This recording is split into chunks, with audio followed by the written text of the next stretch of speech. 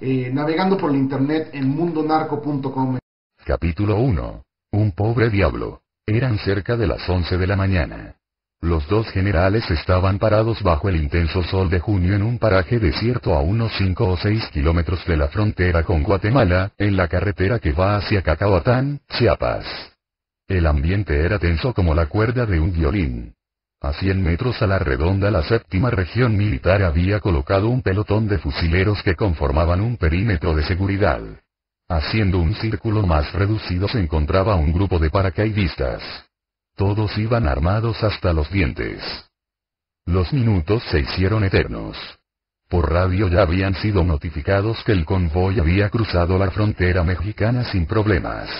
La entrega estaba perfectamente planeada y acordada, pero no descartaban una emboscada y que el paquete llegara arruinado.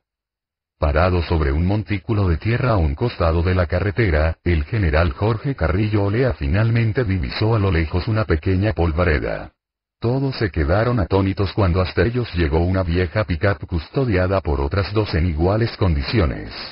A bordo de la camioneta que lideraba el grupo solo venían un chofer, un joven copiloto y, en la caja del vehículo, la valiosa carga.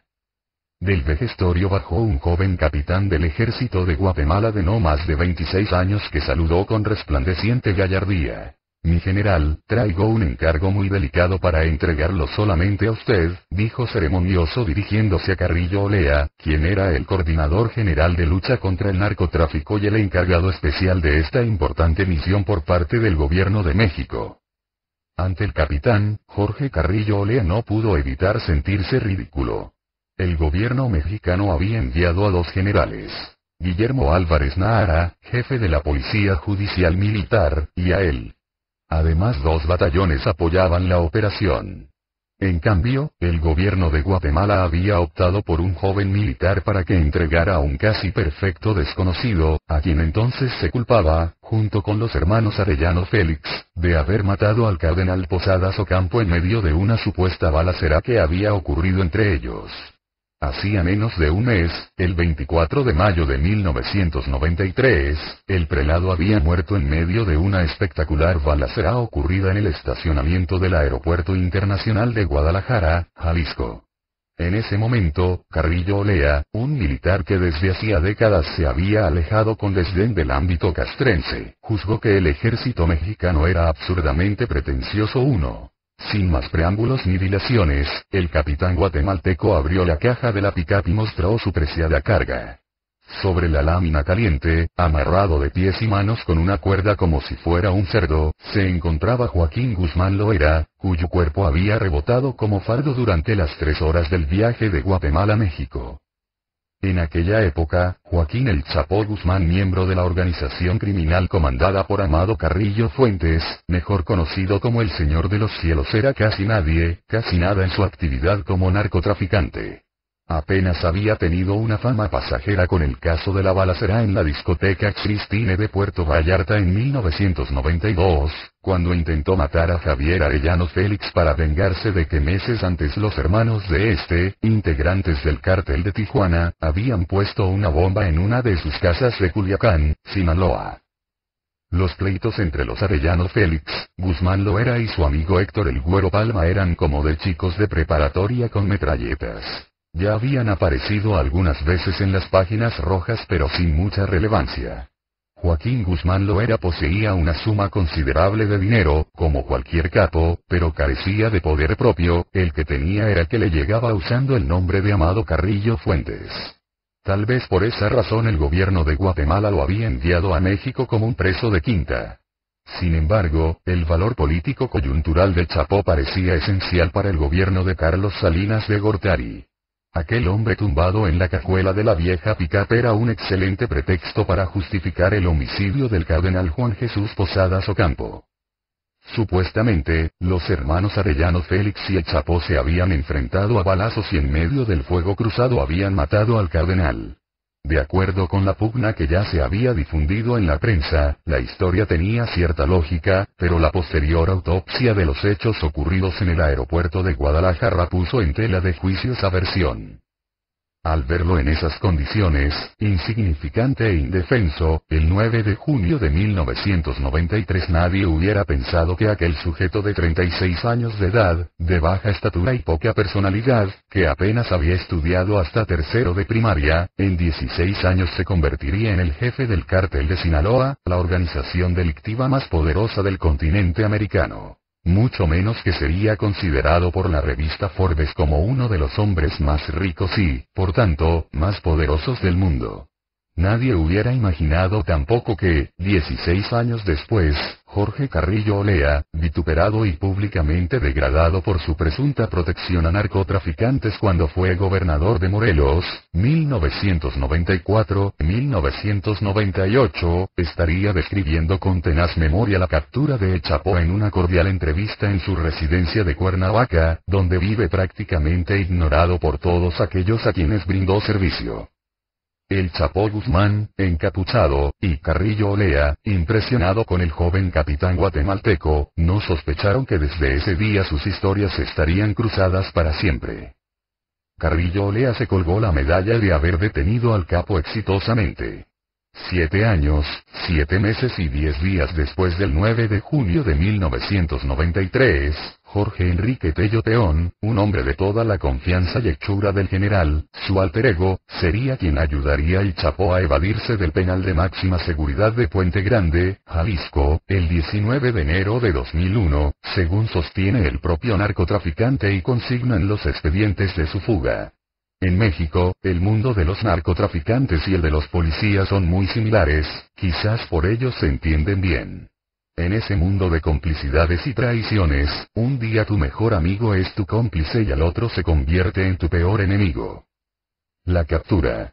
Jorge Carrillo Olea asegura que después de la balacera del Aeropuerto Internacional de Guadalajara, gracias al Centro de Planeación para el Control de las Drogas, CENDRO, creado por él en 1992, se pudo seguir la ruta que tomó el narcotraficante desde Guadalajara hasta Guatemala. Carrillo Olea recuerda. A partir del momento en que aborda un coche desconocido en la carretera Chapala-Guadalajara, digo desconocido porque nunca supimos si lo estaban esperando, si era para protegerlo o se trataba de un particular. No sé, se desaparece.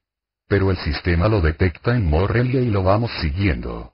Viene a la Ciudad de México, se medio pierde y vuelve a aparecer. Tenía un radio. Tenía no sé cuántas, 4, 5, 6, tarjetas de crédito, y nosotros las teníamos identificadas. Entonces venía el reporte de una tarjeta en Coyoacán, en Puebla, a veces cometía un error, o no le quedaba de otra y tenía que hacer una llamada. Así se le buscaba, y así se le detecta llegando hasta San Cristóbal. Pasa por la sierra, donde hay una serie de carreteras de segundo orden que parten de los altos de Chiapas hacia Tapachula. Es ahí donde están las fincas cafetaleras. Carrillo Olea afirma que el CENDRO fue el que le avisó al gobierno de Guatemala que Guzmán Loera había cruzado la frontera, y que de ahí se había dirigido hacia El Salvador. Creo que alcanzó a pasar por Honduras. Total, llega a El Salvador. Nos comunicamos con el gobierno de El Salvador, y a ellos les tiemblan las piernas. Las autoridades informan. Sí, aquí está detectado. Nosotros les decimos, deténganlo. Y no lo detienen, nada más lo asustan, como si fuera una rata. Le hacen notar que ya lo vieron. Después se regresa a Guatemala.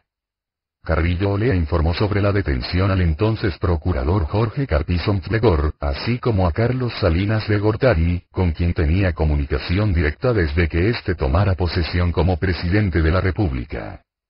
Se trataba de una excelente noticia, el caso del homicidio del cardenal estaba muy caliente y la opinión pública demandaba una cabeza. Ahora hay que traerlo de Guatemala, sin líos judiciales de extradición, le ordenó Salinas de Gortari a Carrillo Olea. De esta forma se pactó la entrega del prisionero, sin tramitología diplomática de por medio, en la frontera entre México y Guatemala. Al principio, recuerda Carrillo Olea, con la candidez de un académico y sin tener la más remota idea de dónde estaba Tapachula, Jorge Carpizo quería ir a recoger al buscado narco con uno de sus jóvenes asesores, como si fuera correspondencia enviada por Federal Express. No obstante, a las 11 de la noche del 8 de junio de 1993, el inestable procurador cambió de opinión. Mi querido Jorge, creo que es mejor que tú te hagas cargo del tema que el que ya sabemos, le comunicó por teléfono Carpizo a Carrillo Olea. Sí, Jorge, a tus órdenes, cambiaste de opinión. Muy bien, voy a hacerlo y te voy informando paso a paso, respondió Carrillo Olea. Jorge Carpizo, ex rector de la Universidad Nacional Autónoma de México, UNAM, fue el primer titular de la Comisión Nacional de los Derechos Humanos, CNDH, en México, y en aquel entonces era el tercer procurador del sexenio de Salinas de Gortari en tan solo 5 años de gobierno. El primer procurador había sido Enrique Álvarez del Castillo, quien ocupaba el puesto a pesar de su mala fama por proteger al cártel de Guadalajara, que después sería conocido como Cártel de Sinaloa, y su mala relación con Estados Unidos a raíz del homicidio del agente de la DEA Enrique Camarena, ocurrido durante su mandato en Jalisco. En efecto, lo más destacado del currículum de Álvarez del Castillo es que ante sus narices se había extendido el cártel de Guadalajara inyectando dinero al Estado por medio de inversiones inmobiliarias y empresariales. Aquellos fueron los años dorados de Miguel Ángel Félix Gallardo, así como de Ernesto Fonseca Carrillo, Don Neto, y sus protegidos, su sobrino Amado Carrillo y su hijo putativo Rafael Caro Quintero. Carlos Salinas de Gortari mantuvo a Álvarez del Castillo en el cargo durante los 3 primeros años de su administración, pese a las pruebas que el gobierno norteamericano le había enviado sobre el presunto involucramiento del procurador con el narcotráfico. En mayo de 1991 Álvarez del Castillo dejó la Procuraduría General de la República, PGR, y fue sustituido por Ignacio Mora Les Lechuga, quien renunciaría súbitamente al cargo en 1993. De esta forma, Jorge Carrillo Olea fue la única constante en materia policíaca e información sobre narcotráfico durante el sexenio de Salinas de Gortari. Aún en pijama, y desde la cama, Carrillo Olea se comunicó con Antonio Riviello Bazán, el secretario de la Defensa Nacional. Llamo para molestarle con algo bastante extraño. Si usted tiene la menor duda, por favor llame al señor presidente, dijo Carrillo Olea. ¿Pues de qué se trata?, preguntó inquieto Riviello Bazán. Necesito, mi general, un 727, un pelotón de fusileros, y que el comandante de la zona militar en Chiapas me haga el favor de escuchar lo que yo le pida y lo cumpla. ¿Tan delicado es? Sí, mi general, y perdóneme que no le pueda dar todavía mayor explicación. No tenga usted cuidado, así lo vamos a hacer, aseguró el secretario. Jorge Carrillo Olea llegó a las 5:45 de la mañana a la plataforma militar en el aeropuerto de la Ciudad de México. Ahí ya estaban los paracaidistas y después apareció Guillermo Álvarez Nara con 2 o 3 personas más. Me dijo mi general que te acompañara, ¿tienes problema?, le preguntó directamente Álvarez Nara a Carrillo Olea. Al contrario, entre más testigos haya, mejor, respondió Carrillo Olea. Varias horas después, ambos tendrían en su poder a Joaquín Guzmán Loera. Cuando vio al Chapo amarrado en la cajuela de la pick-up, Carrillo Olea sintió lástima. Me dio pena, después de todo se trataba de un ser humano, recuerda. Guzmán Loera estaba encapuchado. El cuerpo de paracaidistas lo cargó en vilo y lo metió en uno de los vehículos del ejército mexicano. Capitán, muchas gracias, dijo Carrillo Olea dándole un abrazo al militar guatemalteco. Yo hubiera querido establecer una hermandad, siquiera saber cómo te llamas o dónde te puedo hablar por teléfono. La juventud de Carrillo Olea ya era lejana, pero alguna vez tuvo la brillantez de ese joven capitán cuando logró sacar de Ciudad Universitaria al presidente Luis Echeverría Álvarez de entre una multitud que lo insultaba. El convoy mexicano se alejó del lugar a toda prisa hacia el cuartel militar. Ahí ya los esperaba un médico y un laboratorista para saber en qué condiciones habían entregado a Guzmán Loera. Carrillo Olea dio instrucciones para que permitieran que el detenido se bañara y le dieran de comer. A continuación, el hombre de todas las confianzas del presidente Salinas se dispuso a hablar por teléfono con el procurador Carpizo, pero sus intentos fueron en vano. Carrillo le había dejado encargado en México a su joven aprendiz, el ingeniero Jorge Enrique Tello Peón, quien comenzó a trabajar con él en la paraestatal Astilleros Unidos cargándole el portafolio. Se lo había recomendado el general Álvaro Vallarta Ceseña. Carrillo Olea realmente apreciaba a Tello Peón, quien a sus 37 años ya era el titular del CENRO, aunque al parecer no era muy eficaz. Antes de salir rumbo a Chiapas, Carrillo Olea le había ordenado a Tello Peón que dejara libres 3 líneas telefónicas para que pudiera darle el parte informativo al procurador. Cuando Carrillo Olea marcó, las 3 líneas estaban ocupadas, y eso le provocó un enojo de los recontradiablos. Entonces Carrillo Olea llamó al teléfono directo de su oficina, que estaba a 20 metros de la sala de juntas donde se habían instalado las 3 líneas que nadie debía utilizar. Vayan y díganle al pendejo que esté hablando por teléfono que cuelgue, ordenó el general. Al instante, las líneas fueron liberadas. Jorge, ¿no te dije que no?, le reclamó Carrillo Olea al director del centro. Pues sí, pero me descuidé. Comunícame con el procurador. ¿Qué pasó, mi querido Jorge? ¿Cómo van las cosas?, preguntó Carpizo del otro lado del auricular. Pues, Jorge, el paquete está en nuestras manos, y ya vamos rumbo a México, informó Carrillo Olea. ¡Qué felicidad! Le voy a informar a nuestro jefe. El jefe de El Chapo. El 9 de marzo de 1999, José Alfredo Andrade Bojorges, de 37 años de edad, abogado litigante con maestría en criminología, expuso ante el Ministerio Público Federal Gerardo Vázquez Alatriste una versión muy diferente a la proporcionada por Carrillo Olea sobre cómo la PGR supo del paradero de El Chapo Guzmán. Andrade Bojorges es una pieza clave para entender los pormenores del mundo del narcotráfico en aquellos días. Bojorges tenía una amistad muy cercana y trabajaba con Sergio Aguilar Hernández, abogado de El Señor de los Cielos. En 1989, cuando Aguilar Hernández era subdelegado de la PGR en Sinaloa, fue despedido y encarcelado. Sin embargo, gracias a Andrade Bojorges, que era su amigo desde la infancia, salió libre y comenzó a trabajar con el narcotraficante. Tiempo después, Andrade Bojorges tuvo una relación directa con El Señor de los Cielos cuando se desempeñó como abogado defensor de Sosimo Leiva Pérez, un cuñado del capo que estuvo preso en la cárcel de Morelia, Michoacán, en 1994 y 1995. El licenciado era un hombre peculiar. En su cartera de clientes había desde narcotraficantes hasta integrantes del Ejército Zapatista de Liberación Nacional, EZLN, capturados en 1995, pasando por el Sindicato de Trabajadores de la Universidad Nacional Autónoma de México, STUNAM. Quienes lo conocieron afirman que era un buen litigante, un hombre brillante y también un buen soplón. En 1993 cobraba una modesta iguala en la PGR. La declaración de José Alfredo Andrade Bojorges quedó asentada en la investigación sobre el asesinato del cardenal Juan Jesús Posadas Ocampo. Gracias a su testimonio se pudo conocer, por ejemplo, lo que había ocurrido el 24 de mayo de 1993 en la casa de Amado Carrillo Fuentes cuando murió el cardenal. Amado Carrillo Fuentes y sus redes de socios en los negocios del narcotráfico, así como de sus protectores en el ámbito de la política, la seguridad pública y la justicia. Para el presente trabajo se obtuvo el borrador original del libro antes de que fuera editado y publicado. Carátula de la declaración ministerial de Andrade Bojorges. En 1993, Guzmán Loera trabajaba para Amado Carrillo Fuentes en la plaza de Guadalajara. En aquellos días, El Chapo significaba un auténtico dolor de cabeza.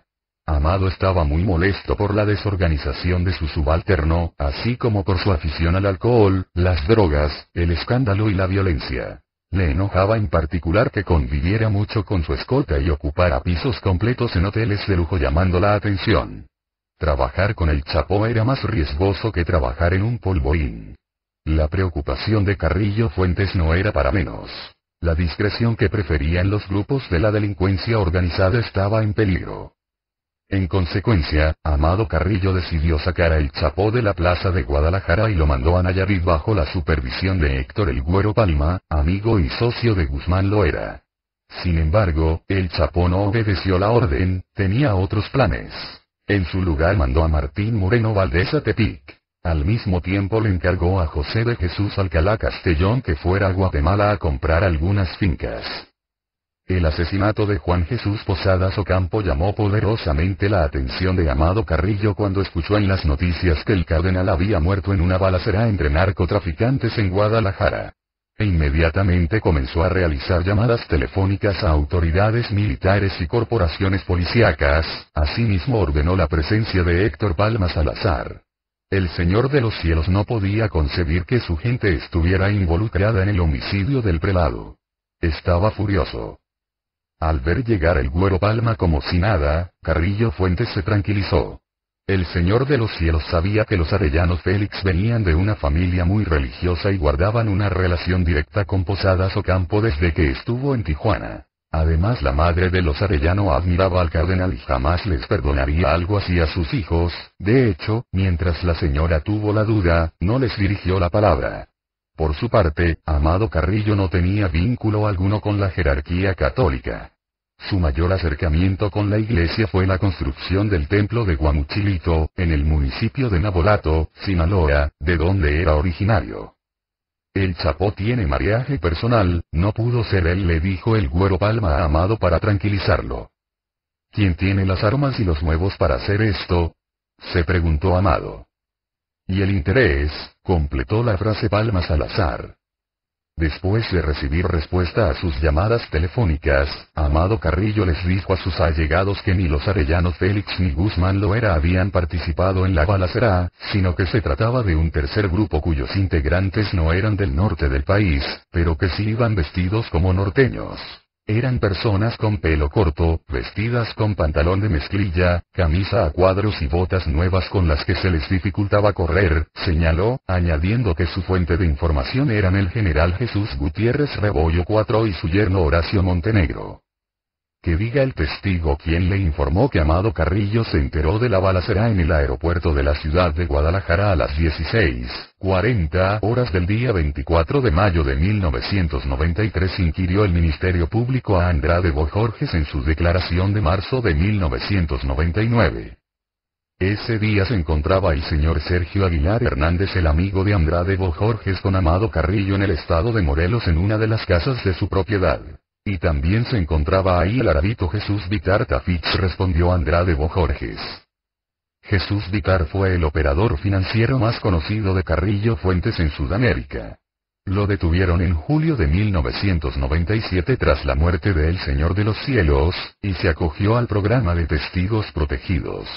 Hoy es un próspero ganadero y poseedor de franquicias de gasolineras de Pemex en La Laguna, Durango. No solo eso, también es uno de los proveedores del sistema de la Alianza para el Campo pagado con recursos públicos. 4 años después del asesinato del cardenal Juan Jesús Posadas Ocampo, Vitar Tafich declaró en la PGR que Jorge Carrillo Olea era amigo de Amado Carrillo Fuentes. A pregunta expresa, el general lo niega. A las 3 de la mañana del 25 de mayo de 1993, Amado Carrillo recibió una llamada en una de sus residencias de Cuernavaca, Morelos. El señor está despierto, dijo ni más ni menos que Javier Coello Trejo, ex subprocurador de lucha contra el narcotráfico en la gestión del procurador Enrique Álvarez del Castillo. Pregúntele si puede recibirme mañana. Dile que venga ahorita, pidió Amado. Entretanto, el Señor de los Cielos le ordenó al Güero Palma que detuviera 2 toneladas de cocaína en El Salvador que iban a traer a México por ferrocarril, y que se comunicara con la gente que estaba vigilando el Chapo. A las 5 de la mañana, Coello Trejo llegó solo. Amado seguía en compañía de su abogado Aguilar Hernández, Vitar Tafich y Héctor Palma Salazar. Acabo de hablar con el subprocurador de la PGR en Jalisco, Antonio García Torres, es sumamente urgente entregar al Chapo, dijo Coello Trejo. No habría mejor momento para deshacerse de El Chapo y Guzmán sin derramar sangre. Era una buena oportunidad, pero Amado Carrillo Fuentes sabía que Guzmán Loera no había matado al cardenal ni había tenido nada que ver en el asunto de acuerdo con la información que había recabado. Solo quería saber una cosa antes de entregar a su hombre. ¿Quién mató al cardenal?, le preguntó Amado a Coello Trejo. No hubo respuesta, solo el buen consejo de que era mejor no averiguarlo. Ahora es tiempo de contestar lisa y llanamente. ¿Sí o no? Lo apresuró Coello Trejo. La suerte de El Chapo Guzmán estaba echada. Amado, El Chapo y el Guimo. Amado Carrillo Fuentes se incorporó al mundo del narcotráfico en la década de 1970 gracias a la conducción de su tío Ernesto Fonseca Carrillo. Don Neto era socio y amigo de Pedro Avilés Pérez, un capo de Sinaloa mejor conocido como León de la Sierra, el primer mexicano en traficar cocaína de Sudamérica hacia Estados Unidos. En pocas palabras, el primer jefe de jefes del narco mexicano. Pedro Avilés Pérez fue asesinado en 1978 y su relevo fue Miguel Ángel Félix Gallardo, quien se desempeñaba como coordinador general de la organización. Los principales integrantes de este grupo criminal eran el propio Félix Gallardo, Don Neto, Manuel Salcido Usueta el Cochiloco, Juan José Quintero Payán, Pablo Acosta Villarreal y Juan José Esparragosa Moreno, el Azul. En un escalafón menor se encontraban Amado Carrillo, Rafael Caro Quintero e Ismael Zambada García, el Mayo. Muy por debajo de ellos, apenas como pequeños sembradores, traficantes de enervantes y pistoleros, estaban Héctor Palma Salazar, Joaquín Guzmán Loera, los hermanos Arellano Félix y los hermanos Beltrán Leiva. Aunque prácticamente todos los integrantes de la organización liderada por Félix Gallardo eran originarios de Sinaloa, el grupo delictivo fue bautizado como el Grupo de Guadalajara, porque esa ciudad era su centro de operaciones y su lugar de residencia. En aquellos años todavía no se empleaba con regularidad el término de cártel ni los narcotraficantes tenían dividido al país en cotos de poder como si fuera propiedad privada. La Policía Judicial Federal, PJF, y la Dirección Federal de Seguridad, DFS, los tenían identificados como clicas o bandas. Había dos grandes organizaciones. La que traficaba droga en la zona del Pacífico, el Grupo de Guadalajara, y la que traficaba a lo largo del Golfo de México, el Grupo del Golfo.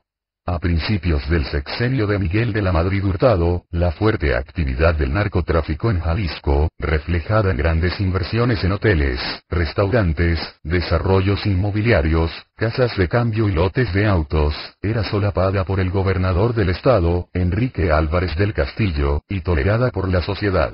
No existía reflector alguno que hiciera visible el fenómeno. Tampoco había violencia.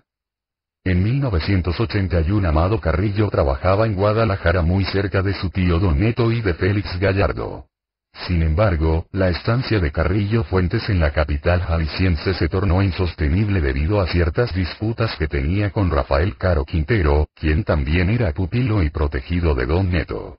La causa del conflicto era una mujer. Caro Quintero buscaba los favores de la bella Sara Cosío de 17 años de edad. Por su parte, la joven perteneciente a una de las familias más encumbradas de la perla tapatía coqueteaba con Amado Carrillo en cada oportunidad. Antes de que sus protegidos terminaran en pleito, Don Neto prefirió mandar a su sobrino muy lejos. Lo envió hasta Ojinaga, Chihuahua, a trabajar con Pablo Acosta Villarreal. Sin quererlo, Ernesto Fonseca le hizo un favor a Carrillo Fuentes. El ascenso de Amado Carrillo. El 24 de abril de 1987 llegó a Ojinaga un agente de la PJF, Guillermo González Calderoni, uno de los policías más corruptos en la historia de México. Su misión consistía en detener a Pablo Acosta, a quien por cierto solía proteger a cambio de una millonaria cuota. El capo ya no salió por su propio pie, dicen que murió quemado entre las cuatro paredes de su búnker. Algunos compañeros del ex policía afirman que el mismo González Calderoni lo mató. Para los narcotraficantes solo hay algo peor que la muerte: la cárcel. Tras la muerte de Pablo Acosta, Rafael Aguilar Guajardo, otro ex comandante de la DFS, se quedó con la franquicia del territorio conservando el apoyo de Amado Carrillo Fuentes, quien para entonces ya había escalado peldaños en la jerarquía de la mafia. Amado tuvo una visión. En 1987 dejó Ojinaga y se mudó a Torreón, donde comenzó a formar su flota aérea conformada por aviones Berliner, Learjet y Cessna. Sus sueños de adolescente de ser piloto se concretaron de una extraña manera, pero aún le faltaba mucho camino por recorrer para convertirse en una leyenda llamada el Señor de los Cielos. El 21 de agosto de 1989 Amado Carrillo fue detenido por elementos de la 9ª Zona Militar con sede en Culiacán, Sinaloa, que encabezaba un general llamado Jesús Gutiérrez Rebollo, cuya carrera militar apenas despegaba. El camino volvería a reunir años después al capo y al hombre de las 3 estrellas doradas en las sombreras. El responsable de integrar su proceso judicial por parte de la PGR fue el subprocurador Javier Coello Trejo, incondicional de Carrillo Fuentes por los cañonazos de dinero que recibía periódicamente en pago a su amistad. Meses antes, en abril, el comandante Guillermo González Calderón había detenido a su propio compadre Miguel Ángel Félix Gallardo. Nadie podía confiar en nadie. Era el primer año del sexenio de Carlos Salinas de Gortari. Dada la pública relación entre su padre Raúl Salinas Lozano y su tío Carlos con Juan Nepomuceno Guerra, líder emblemático del Cártel del Golfo, los estudiosos del fenómeno del narcotráfico en México vieron en esas detenciones la intención de favorecer a la organización criminal cercana a la familia del presidente. Pero los hechos ocurridos durante los años siguientes demostrarían que, pese a la buena relación con los capos del Golfo, los familiares de Carlos Salinas de Gortari tenían mayor inclinación por hacer negocios con los del Pacífico.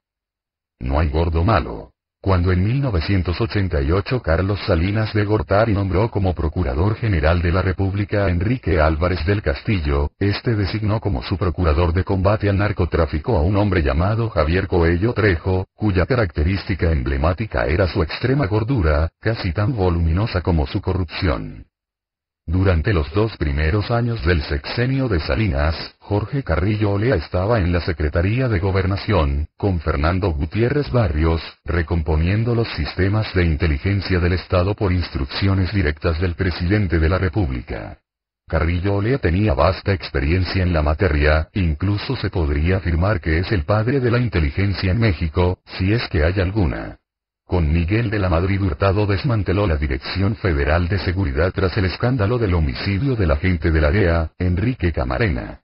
En su lugar creó la Dirección de Investigación y Seguridad Nacional, dicen, que posteriormente se transformaría en el Centro de Investigación y Seguridad Nacional, CISEN. En esas tareas lo acompañó su pupilo Jorge Enrique Tello Peón. Fue justo en aquella época cuando el sistema dio cabida a un joven ingeniero mecánico egresado de la Universidad Autónoma Metropolitana, UAM, que años después se convertiría en una pesadilla. Genaro García Luna, el poderoso secretario de Seguridad Pública del sexenio de Felipe Calderón. A Jorge Carrillo Olea le tocó ver la caótica transformación del gordo Coello Trejo. En 1989, varios de los escoltas del subprocurador fueron detenidos acusados de integrar una gavilla que tenía asoladas las calles de la zona sur de la Ciudad de México. El grupo protegido con la charola de la PGR cometía violaciones tumultuarias contra mujeres jóvenes de las delegaciones Coyoacán y Benito Juárez. Viajaban en una camioneta suburban y llevaban un auto como escolta.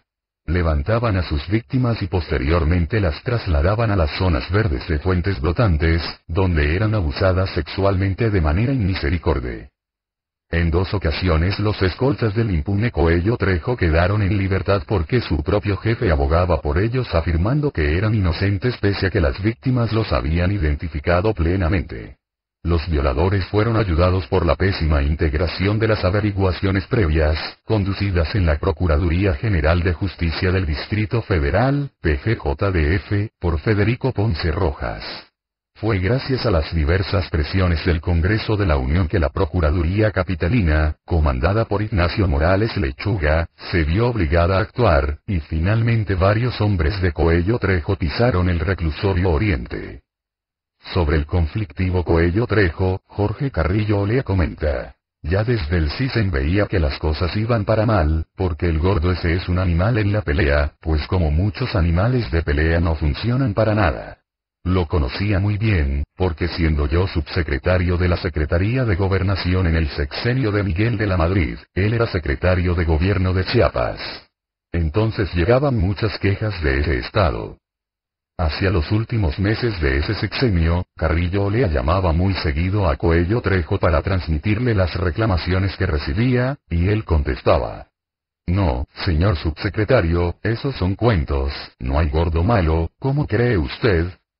Oiga, licenciado, se quejan de que usted se sienta sobre los detenidos, eso es tortura mayor, respondía Carrillo Olea con filosa ironía.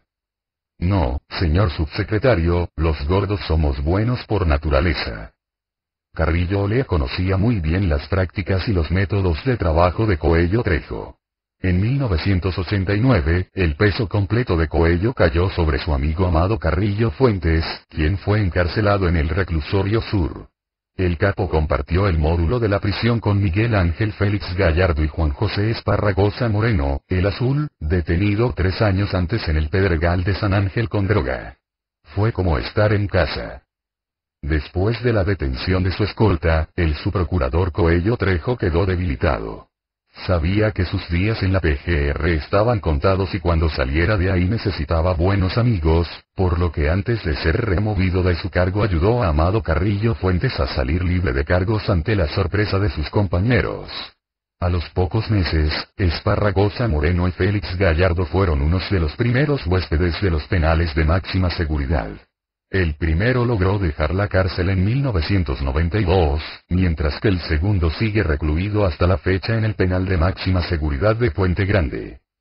En 1990, Carlos Salinas de Gortari mandó llamar a Jorge Carrillo Olea y le dijo: Jorge, Coello nos está generando muchos asuntos desagradables de opinión internacional.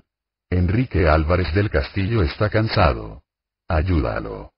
Te necesita mucho, necesita una persona de toda confianza. Tú puedes ser un gran apoyo para el procurador. Como Carrillo Olea no era abogado, estaba impedido para ocupar exactamente el mismo puesto de Coello Trejo. De tal manera que Salinas de Gortari le inventó ex profeso un cargo a la medida: Coordinador General de Lucha contra el Narcotráfico. Álvarez del Castillo recibió bien a Carrillo Olea. Al tercer día de la llegada del general a la PGR, el procurador lo mandó llamar. Yo me acostumbré, siendo ministro de la Corte, a llevarme mucho trabajo a mi casa. Entonces yo no vengo por las tardes, ahí le encargo la procuraduría, le dijo el exgobernador de Jalisco al nuevo funcionario. Señor procurador, usted no tenga cuidado, aquí estaremos. En realidad, Álvarez del Castillo estaba harto y su debilidad por el alcohol ya era poco controlable, así que en los hechos el país contaba con 2 procuradores. En el turno matutino trabajaba Álvarez del Castillo, y en los turnos vespertino y nocturno estaba a cargo Jorge Carrillo Olea, quien paulatinamente fue tomando el control de la PGR. En 1991, Carrillo Olea nombró como jefe de la PJF a Rodolfo León Aragón, mejor conocido como el Chino, un sujeto de muy mala reputación. El nuevo jefe policíaco dependía totalmente de él. Según dijo Carrillo Olea, su relación era muy buena pese a los altos índices de corrupción del Chino.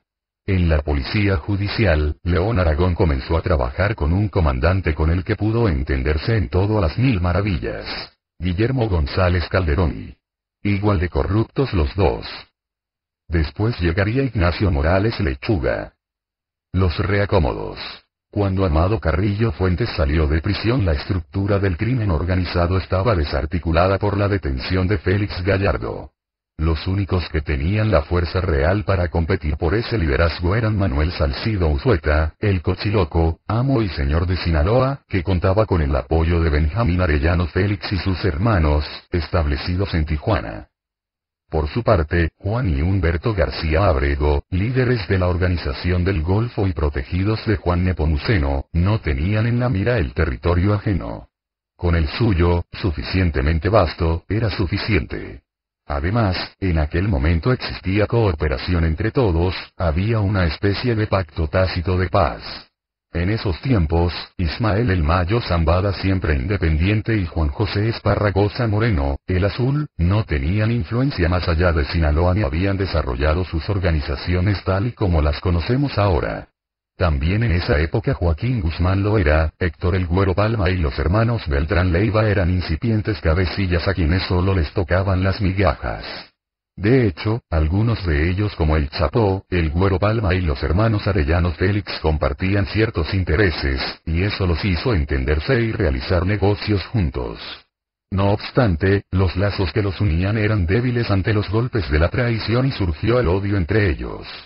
Un odio que puede contarse con los miles de muertos que ellos han aportado a la cruenta guerra entre cárteles que se ha librado durante las 2 últimas décadas prácticamente en todo el país. Joaquín y Héctor tenían una personalidad ambiciosa y violenta que demandaba más dinero y más poder. No tenían la fuerza pero le peleaban a El Cociloco y a los Arellanos Félix la franquicia de Guadalajara. Amado Carrillo tuvo un ambicioso sueño. Aliado con Rafael Aguilar Guajardo, decidió apoderarse del liderazgo del negocio del narcotráfico a lo largo del Pacífico Norte. Guzmán Loera y Palma Salazar se sumaron a esa sociedad criminal para hacerse fuertes. El Cociloco fue ejecutado en octubre de 1991. Guzmán Loera acusa que quienes lo mataron fueron sus propios subalternos, los irredimibles Arellano Félix. La guerra por el codiciado territorio había comenzado. Los que antes convivían en un mismo territorio emprendieron una pelea a muerte. Los enanos querían crecer e iniciaron la disputa por la plaza de Guadalajara. Fue entonces cuando el Chapo comenzó a generarle muchos problemas a la organización de Amado Carrillo Fuentes, su falta de experiencia lo hizo cometer graves errores. El amigo más cercano te traiciona. De 1990 a julio de 1993, Joaquín El Chapo Guzmán gozó de la misma protección que la mafiocracia o la delincuencia disimulada le había otorgado a El Señor de los Cielos, quien jamás hubiera podido crear su imperio sin la ayuda de empresarios de abolengo, banqueros, militares, policías y políticos, incluyendo a expresidentes de la República y sus familiares. Esa red de vínculos es indisoluble, todos se unen en torno a un mismo interés: el dinero y el poder. Rafael Aguilar Guajardo, el líder de la organización criminal de Juárez, la frontera más prolífica para el narcotráfico, fue asesinado en Cancún, Quintana Roo, en abril de 1993, y Amado Carrillo Fuentes se convirtió en el heredero natural de la organización delictiva. En el mundo de la mafia se afirmó que el autor intelectual de la ejecución de Aguilar Guajardo fue precisamente el principal beneficiado de la misma. Amado comenzó a convertirse en una leyenda. Tomó sus primeras decisiones y resolvió hacer una limpia al interior del grupo. Joaquín Guzmán encabezó la lista. A causa de su estúpida violencia había caído de la gracia de su jefe. Amado lo entregó a la PGR no porque pensara que estaba involucrado en el homicidio del cardenal Posadas Ocampo, sino porque era en ese momento o nunca. Si Guzmán Loera supo no quién lo traicionó es algo que él nunca mencionó en sus declaraciones ni durante los 7 años de cárcel. El 9 de marzo de 1999, en el interrogatorio ministerial que le hicieron a José Alfredo Andrade Bojorges, cualquier duda al respecto desapareció. Que diga el testigo si sabe a través de qué personas proporcionó Amado Carrillo Fuentes la información para la captura de Joaquín Guzmán Loera, preguntó a bocajarro el Ministerio Público Vázquez Alatriste. A través del Güero Palma, respondió Andrade Bojorges sin titubear. 4 meses después de su declaración, Andrade Bojorges desapareció del mapa. Se lo tragó la tierra. Su última aparición pública fue en la Feria Internacional del Libro realizada en febrero de 1999, en el Palacio de Minería de la Ciudad de México. El abogado llegó al lugar vestido de negro, iba acompañado por un mariachi vestido de blanco que en los pasillos de la feria entonaba al sinaloense, la canción favorita de Amado Carrillo Fuentes. Ese mismo día presentó su libro. El 29 de septiembre de 1999 el periódico Reforma publicó la crónica de la presentación del libro de Andrade Bojorges. Según algunas entrevistas, el abogado desapareció el 20 de julio de ese año. De acuerdo con entrevistas realizadas a sus conocidos para esta investigación, hay ideas diferentes acerca de cómo José Alfredo Andrade Bojorges consiguió la información para su libro, pero todos coinciden en un punto. La información que publicó sobre Amado Carrillo Fuentes era auténtica, tan auténtica que un amigo de José Alfredo Andrade afirma que la madre del propio Amado Carrillo Fuentes le reclamó la publicación del libro. Estaba muy molesta con él. Del paradero de Andrade Bojorges no volvió a saberse nada. Sus conocidos lo dan por muerto. Pese a todas las pruebas acumuladas en su contra, cuando se le pregunta a Carrillo Olea acerca del posible involucramiento de Coello Trejo con el narco, lo niega de una manera contundente. Coello era un tipo sensato para ese tipo de cosas. Sabía que si él metía las manos se derrumbaba todo. Igualmente niega que Álvarez del Castillo haya tenido alguna conexión de este tipo. Y cuando se le insiste en que testigos protegidos en Estados Unidos habrían mencionado sus nombres, a modo de explicación afirma: yo también fui mencionado por un testigo protegido, que me acusó de haber mandado asesinar a Cardenal Posadas. Y es cierto. El general Jorge Carrillo Olea carga mucho San Benito sobre su espalda. No solo el rumor de que fue el responsable de haber orquestado el ataque contra el prelado, sino también la especie de que tuvo una relación directa con el Señor de los Cielos. La sombra de esa duda quedará adherida a su nombre por siempre, pero nadie podrá arrebatarle ese efímero momento de gloria cuando el 9 de junio de 1993 capturó a Joaquín Guzmán Loera, el preso del 727 y la recompensa. De regreso a la Ciudad de México, con la explosiva carga a bordo, el general Jorge Carrillo le ordenó que se subieran 4 paracaidistas para proteger la cabina. 2 paracaidistas subieron el Chapo Guzmán en uno de los asientos traseros y lo esposaron. El resto del batallón se encargó de proteger la salida, mientras que el general Guillermo Álvarez Nara, jefe de la Policía Judicial Militar, se quedó sentado al lado de Carrillo Olea. El avión 727 aterrizó a las 7 de la noche en el aeropuerto de la ciudad de Toluca, Estado de México. El director de seguridad lo recibió. El Chapo Guzmán descendió del avión encapuchado. Aquí está tu preso, dijo Carrillo Olea. Licenciado, ¿qué responsabilidad la suya?